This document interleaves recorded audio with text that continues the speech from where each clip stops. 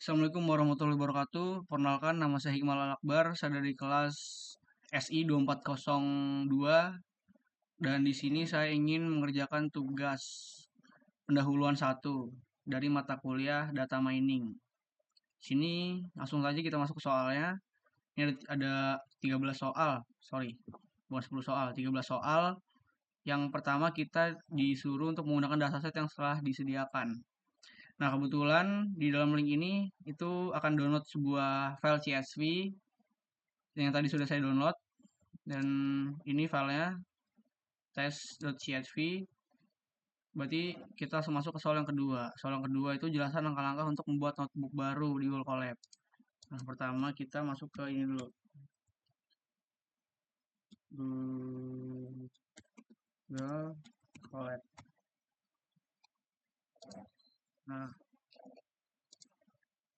Nah, kalau kalian masuk ke Google Colab nanti bakal ada seperti ini nih, pop-up seperti ini. Yaitu kita langsung pencet notebook baru. Bareng like. Nah, notebook baru kita rename dulu di sini biar filenya kita tahu namanya apa. Tugas TP1. Nah, ini sudah kita rename, ini file kita sudah buat. Kita masuk ke soal yang ketiga, yaitu jelasan langkah-langkah untuk menghubungkan Google Colab dengan Google Drive. Nah, itu kita bisa hubungkan dengan kode di sini. Kita tulisan kode. Kodenya itu adalah from Google Colab import drive.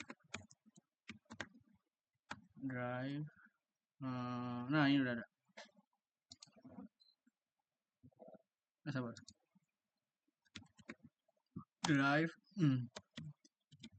mount slash ini slash ini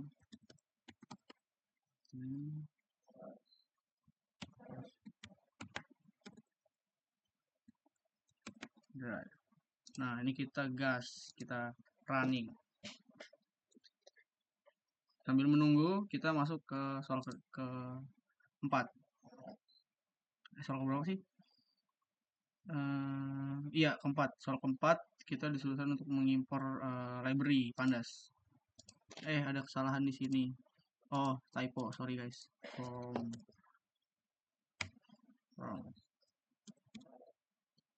Nah, seharusnya sih berhasil ya.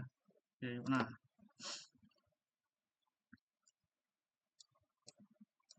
lanjutkan saja.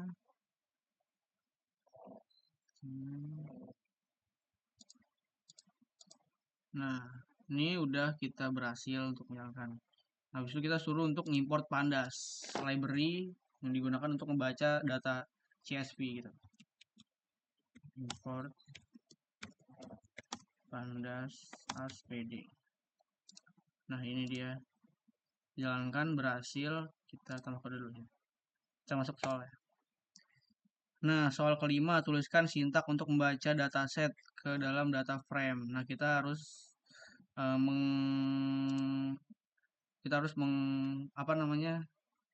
menggabungkan antara, bukan gabungkan sih, jadi kayak file CSV yang tadi download itu bisa kebaca di Google Colab.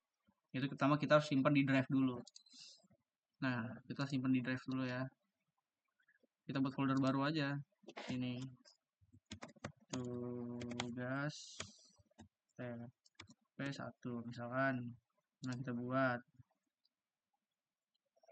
Itu kita import lagi ininya. Sudah kita taruh di sini. Kita tunggu, ini sudah ada, kita masuk ke ini lagi. Nah, sini kita tuliskan kode untuk menghubungkan dataset yang ini nih, yang tes. Nah, yang tes ini kita hubungkan di sini. Kita tuliskannya seperti ini nih. Udah kok, jelas. bf.pd read underscore filenya apa? File csv dot. Nah, ini ada tanda petik, kita slash content.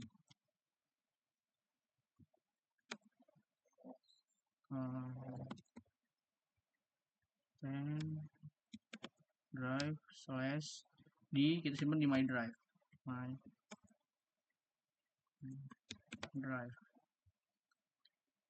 slash lagi tempatnya di mana, di tugas TP, foldernya di folder tugas TP SP1 slash lagi, nama foldernya adalah test.ccsv. Kita run, seharusnya berhasil. Oh, ada kesalahan. df.pd kita salah di sini, kita pakai dot, kita harus pakai ini. Typo dikit. Nah, ini udah berhasil seperti ini. Kita masuk ke soal yang ke 6. Nah, 6 ini kita disuruh untuk menampilkan 10 baris pertama. Kita langsung masuk ke bagian nomor 6 sama nomor 7. Yang nomor 6 disuruh untuk menampilkan 10 baris pertama, yang nomor 7 itu suruh menampilkan 10 baris terakhir. Langsung aja kita kerjakan langsung secara berbarengan. Kita plus kode dulu sini. Ini kita untuk menampilkan 10 data pertama ya. 10 baris pertama, sorry. Itu ada df, terus dengan head kita pakai parameternya 10 sama parameter 10. Head yang di kepala. Nah, ini nih. Muncul habis itu lagi ke 10 baris terakhir. df.tile. Tile kita masukin parameternya berapa? 10 baris terakhir. Nah, seperti ini. Nomor 6 dan nomor 7. Kita langsung nomor 8. Nomor 8 jelaskan langkah-langkah yang dilakukan pada tahap data understanding. Saat data set dimuat, jelaskan tujuan dari setiap langkah tersebut. Oke, jadi di data understanding ini kita akan melakukan langkah-langkah yang satu, kita untuk melihat struktur data. Yang kedua, kita untuk melihat statistika deskriptifnya. Yang ketiga, kita melihat beberapa data. Yang keempat, kita untuk mengecek missing value-nya. Nah, yang kelima itu kita cek duplikasi dari data tersebut. Nah, yang pertama kita lakukan dulu yang namanya melihat struktur data. Nah, melihat struktur data ini kita menuliskan kodenya itu seperti ini. df.info. Info ini kita nggak perlu masukin parameter karena yang ingin kita lihat semuanya datanya. Nah, ini adalah semua datanya. Info dari semua datanya. Oke. Nah, ini tujuannya itu sebenarnya untuk mengetahui tipe data dan jumlah data. Seperti itu. Plus kode lagi, kita untuk melihat statistika deskriptifnya. Kita bisa tuliskan df.descript. Ini kita kolom. Nah, ini di statistika deskriptifnya. Nah, ini untuk mengetahui median, min, dan max-nya dari data yang kita miliki. Nah, ini ada meannya, minnya, max-nya gitu. Seperti itu. Plus kode lagi, melihat beberapa data untuk mengetahui bentuk isi dari dataset. Itu kita lihat dari df.head. Nah, tadi sebenarnya head ini sudah kita lakuin di atas, cuman kita ngambilnya itu 10 data pertama yang ini. Ini kita nggak pakai parameter, kita langsung ambil semuanya. df.head. Sabar, kita tunggu.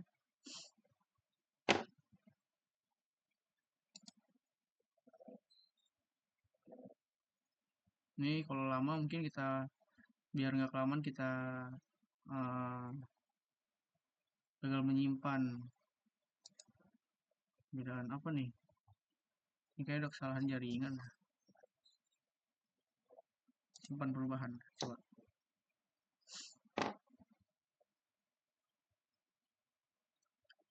Oke, kita langsung masuk ke ini aja. Cek missing value-nya dengan kita tuliskan df.is null dot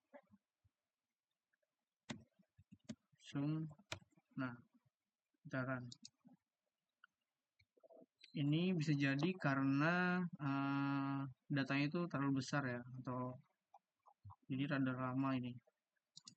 Mungkin kita refresh dulu ya. Batal ya. Coba kita refresh dulu ntar.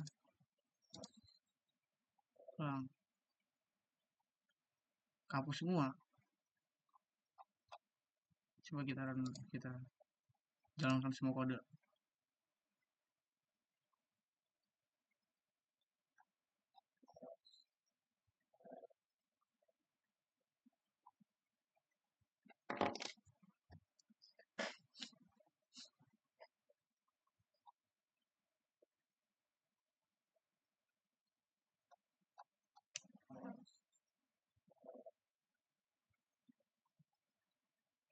Kalau kita jalankan semua kode ini memang seperti ini, jadi lama ini karena nggak tahu mungkin penyimpanan dari Google Drive saya yang apa namanya kecil kayak udah nggak besar. Mungkin kita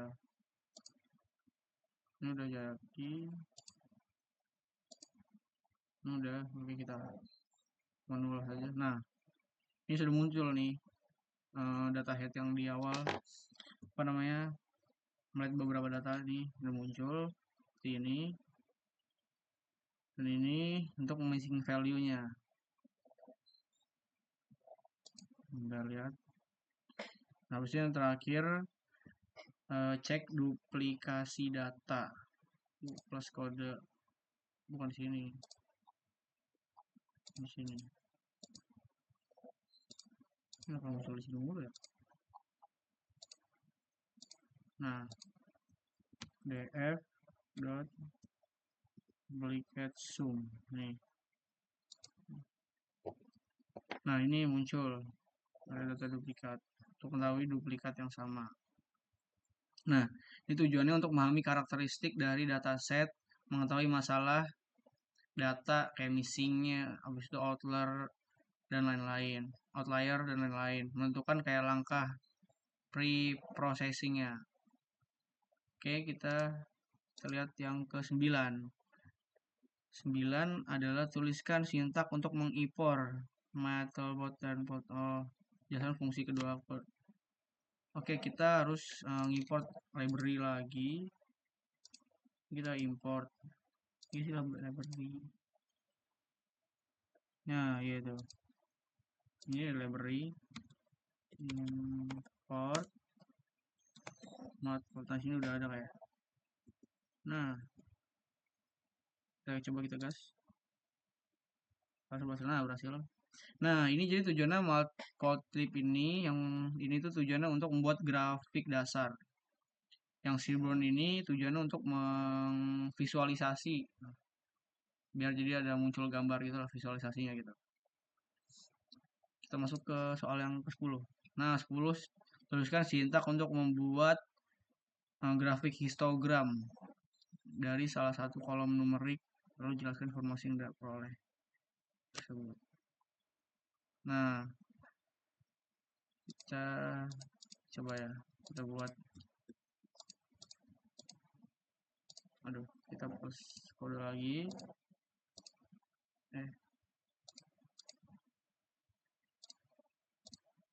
kode, kita buat apa namanya histogram ya.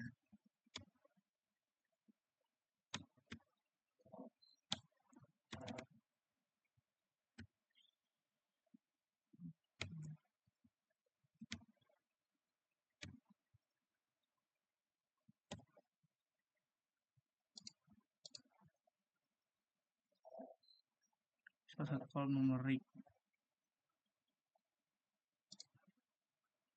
Kita dulu kolom numeriknya.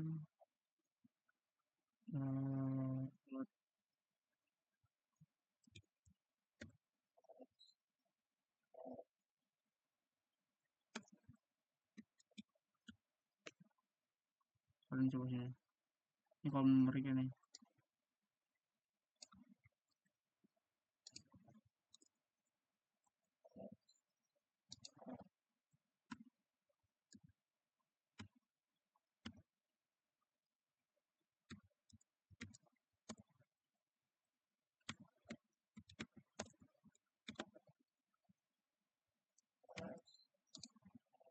Bisa kita gas.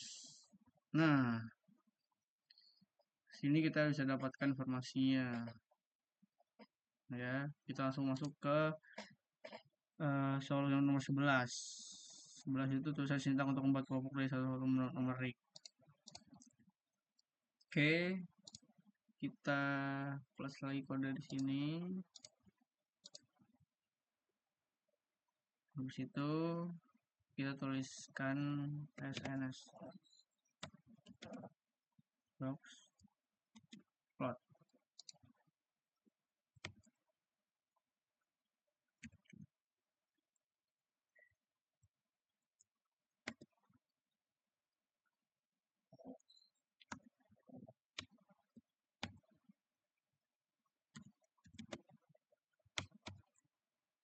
Tugas.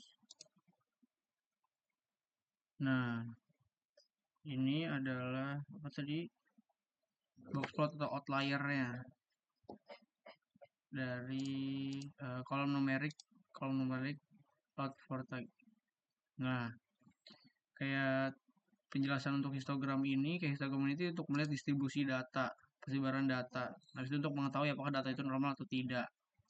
Habis itu mengetahui data ini kayak condong ke kiri atau ke kanan. Gitu. Kebetulan data ini condong ke kanan. Nah, habis itu yang ini tuh box outlier. Yang selanjutnya kita untuk jelaskan langkah-langkah utama dalam data preparation. Nah, langkah-langkah untuk melakukan data preparation itu tahapannya sebelum dianalisis lanjutan yaitu melakukan yang namanya data cleaning. Itu menghapus data, membersihkan data kayak data-data yang missing value, menghapus missing value kayak ada data yang 0 itu dihapus. Habis itu ada data yang duplikat, data yang sama itu juga dihapus. Yang kedua transformasi data, yaitu pertama kayak normalisasi data scaling, habis itu encoding data kategorikal. Yang ketiga feature selection, yaitu memilih fitur yang penting dalam data preparation. Yang keempat itu adalah integration. Jika perlu nih kita lakukan data integration untuk menggabungkan beberapa dataset. Ini jika perlu, jadi opsional. Nah, tujuannya dari keempat tadi yang disebutin, itu tujuannya untuk meningkatkan kualitas data. Nah, habis itu juga untuk mempermudah analisis modeling, gitu. Itu dari nomor 12. Sekarang kita lanjut ke nomor 13. Nah, jika terdapat missing value, outlier, dan data duplikat, jelaskan metode penanganan yang dilakukan untuk missing kasus beserta kelebihan dan kekurangannya. Oke, untuk missing value, metodenya itu bisa menggunakan hapus data, yaitu drop, pakai kode drop anak seperti ini misalkan ya.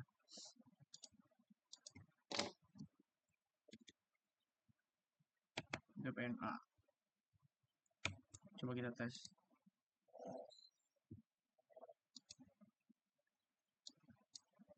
Saya sudah berjalan. Oh, saya salah.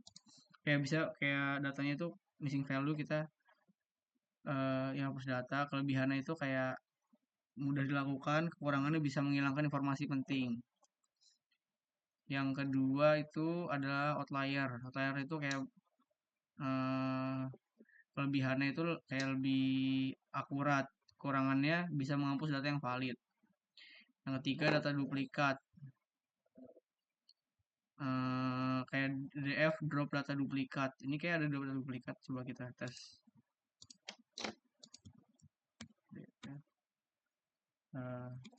Drop duplicate. Coba ya kita tes kalau benar. Saya lupa sintaksnya. Nah, menggunakan ini kayak jadi kayak dia bakal otomatis kayak menghapus data-data yang duplikat gitu.